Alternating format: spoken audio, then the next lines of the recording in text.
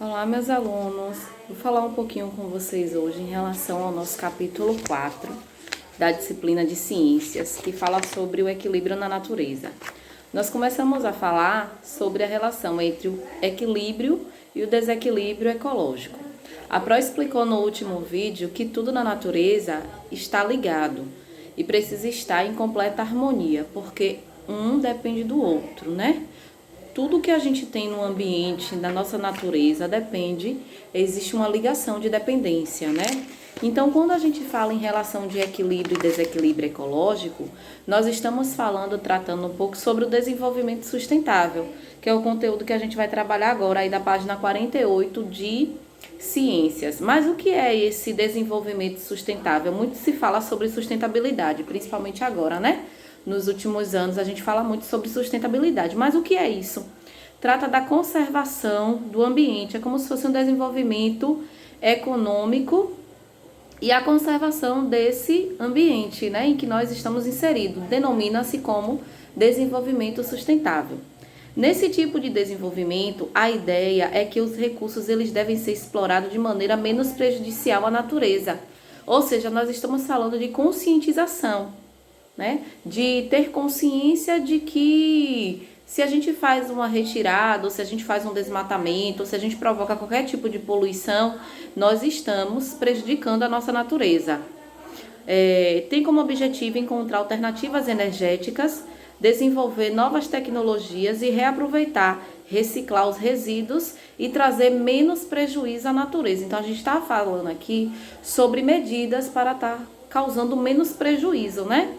Para que o desenvolvimento sustentável ocorra de forma eficiente, devem existir práticas que estimulam o aproveitamento dos recursos pela comunidade, como é o caso do extrativismo.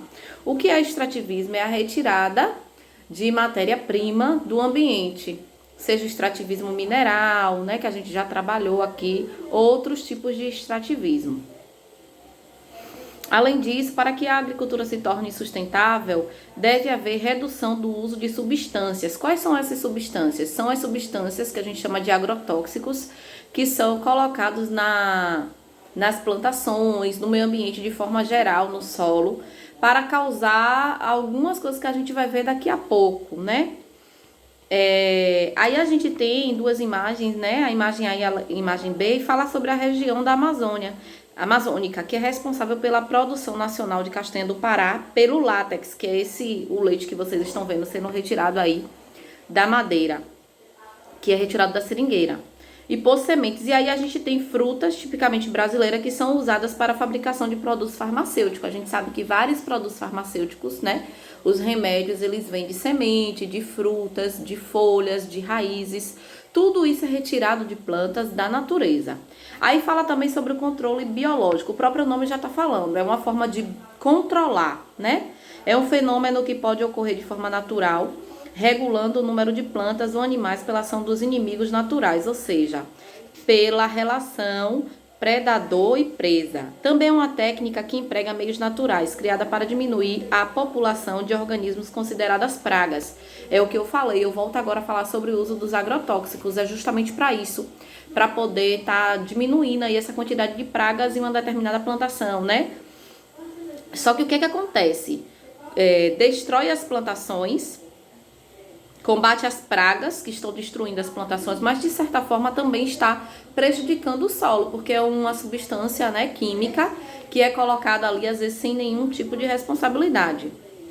Quando aplicada corretamente, a técnica do controle biológico tem algumas vantagens. Pode reduzir a quantidade de insetos, né, nas lavouras, não é tóxica ou prejudicial no meio ambiente e é eficiente ao que se propõe, mas a gente sabe que nem sempre isso acontece.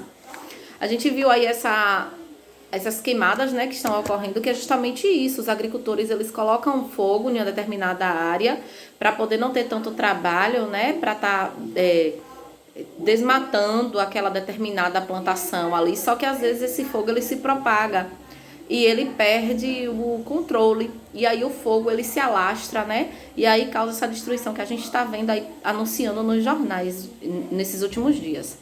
Na página 49 fala de como cuidar para conservar. Nas sociedades industrializadas, nós vivemos em uma sociedade industrializada, porque nós temos, né, produtos que são industrializados. E aí a gente tem muito uso de recursos, é uma forma muito excessiva, né? E a geração de resíduos é grande. O que é que esses resíduos? São embalagens que a gente usa, resto de todos os produtos químicos, enfim. São diversas fontes.